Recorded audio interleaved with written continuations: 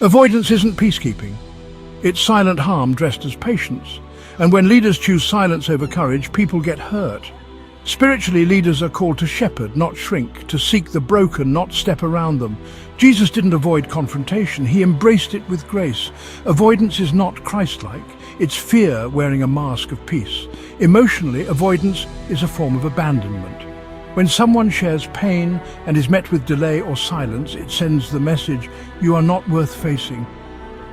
Over time, this doesn't just hurt, it devalues. Logically, conflict doesn't disappear by being ignored, it festers, it deepens.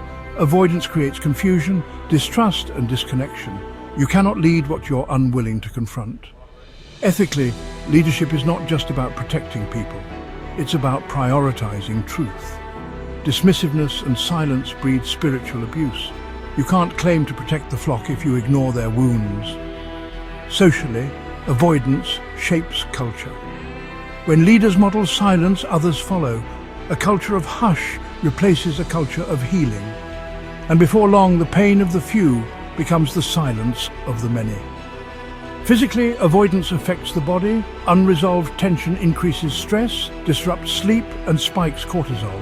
It triggers fight or flight responses in those already overwhelmed.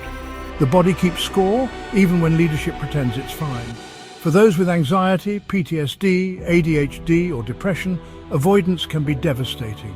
Silence feels like rejection. Delay feels like punishment.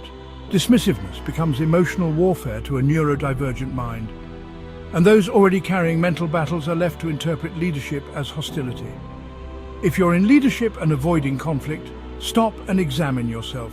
This isn't a small oversight. It's a breach of care. And if you're unable to carry the emotional and spiritual weight of broken people with consistency and compassion, then you may need to step down. Leadership is a responsibility, not a title. Avoidance may look like peace, but it functions like neglect.